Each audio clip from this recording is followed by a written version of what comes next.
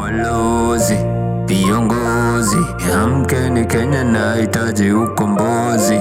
Jameni jo vijana rada ni gani? My name is Thomas Mwandwa Mutua, aka Sankara, and today is all about youth dignity and the sanity of the National Youth Council elections. On the 3rd this year, our organization joined the National Youth Council through the official website.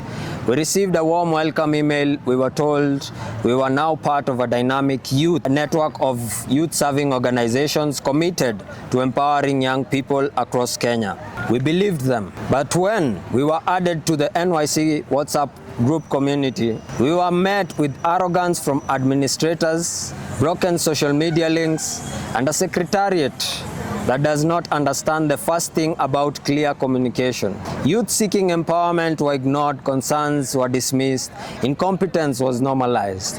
So we formed the Inclusive National Youth Congress, an accountability pillar dedicated to seeking leadership reforms and unlocking the NYC elections that had been held hostage for 14 years. Fellow Kenyans, 14 years without elected youth leadership. 14 years of non-youths occupying positions, 14 years of postponed elections. We pushed, we organized, we spoke for the marginalized, they ignored. And finally, on April 17, 2026, Fikirini Jacobs made his announcement in regards to the gazettement of the elections which are supposed to happen on the July 5th, 16th and 27th. We were grateful and we were hopeful. But then we looked closer, we researched deeper, and we discovered that with less than 1 week to polling, our youth still do not know the NYC exists. They do not know its mandate, and they do not know their rights. Our youth have expressed critical concerns that I will call one of our youth leaders to speak about. My name is Brian Tindi from Makadara constituency, Makongeni ward. And the key issues that the youth are unaware of are many young people remain unaware of the mandate and the role of the National Youth Council, the provision of the National Youth Council Act, electoral procedures and eligibility requirements, the function of delegates and elected representatives, the significance of youth representation in governance. A democratic election requires an informed electorate. Without sufficient voter education, thousands of young people risk being excluded from meaningful participation. Number 2, digital exclusion and accessibility challenges. Youth across Kenya continue to face barriers, including limited internet access, high cost of connectivity, limited access to digital devices, low digital literacy levels, accessibility barriers affecting persons with disabilities, language barriers in marginalized communities. An electoral process that fails to accommodate these realities risks excluding youth section of youth populations from participation. Number 3, transparency and public confidence. Feedback received during consultations highlights concerns regarding transparency in election preparation, public visibility of election structures, clarity of oversight and governance mechanism, availability of election-related information, stakeholder engagement and consultation processes. Public trust is an indispensable pillar of democratic governance. Transparency must only exist and it must be seen and experienced by the electorate. Number 4, need for a clear electoral roadmap.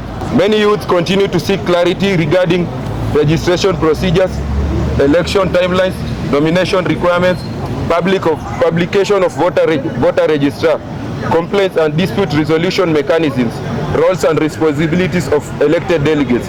Effective communication remains critical to ensuring participation and confidence in this process. My name is Brian Onsongo. I come from Kajiado North constituency, Ongata Rongai ward. Call to the Ministry of Youth Affairs, postpone the July 5th elections to allow adequate preparations and institute a leadership capacity building program as part of the electoral preparation. To the Ministry of Tourism, expand the youth in tourism and conservation initiative, invite us in innovative hubs, establish feedback systems. Let us shape the sector of our energy and our ideologies. We are not passive recipients. We are active architects. To all ministries in the government, as you plan exhibitions, trade fairs, and agricultural shows, reserve subsidized space for youth initiatives.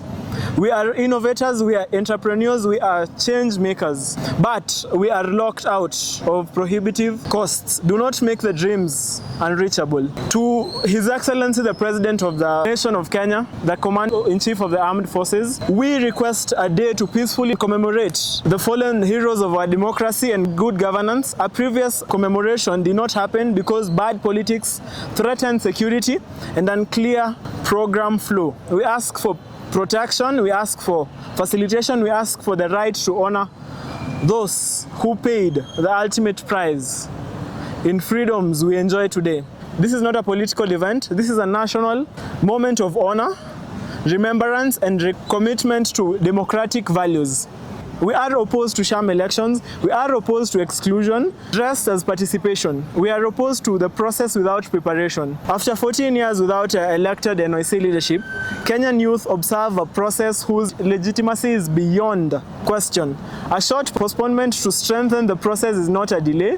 It is an investment. Investment in youth governance, investment in democratic participation, investment in our collective future.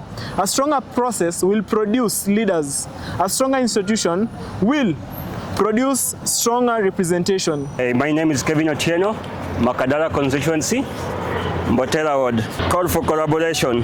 INYC respectively calls upon the following stakeholders to work together in building an electoral process that strengthens democratic participation, restores confidence in youth institutions, and advances inclusive governance.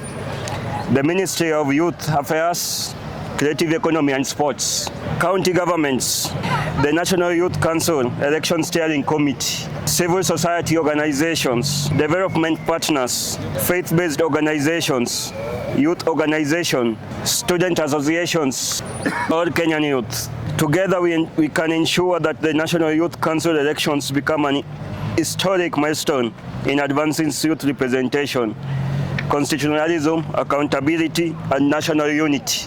In conclusion, INYC remains committed to constructive engagement with all stakeholders. It affirms its support for a democratic, inclusive, and transparent National Youth Council. Our petition is motivated not by opposition to elections, but to our collective responsibility to ensure that the first NYC election in over a decade are conducted in a manner that reflects the aspirations, rights, and diversity of Kenyan youth. Thank you very much, ladies and gentlemen. My name is Bonte from Embakasi East, Upper Savannah, and our message to the Kenyan youth. This request for postponement should not be interpreted as opposition to election. On the contrary, it is an information of our commitment to democratic participation and credible representation. We believe every young Kenyan deserves an equal opportunity to participate in a process that is free, fair, inclusive, accessible, transparent, legible, compliant. After more than 14 years without election, NYC deserve a process whose legitimacy is beyond question and whose outcome command broad national confidence. A short postponement to strengthen the process is worthwhile investment in the future of government and democratic representation.